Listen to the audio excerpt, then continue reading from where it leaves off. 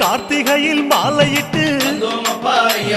கனிவாக விரதம் வச்சு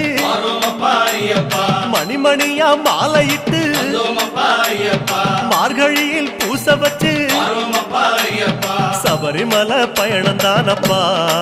சாமி வழி துணையா வந்து சேரப்பா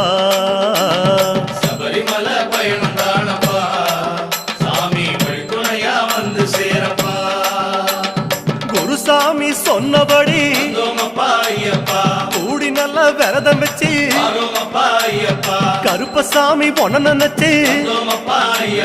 காலமால பூச வச்சு காந்தமல ஜோதியானவா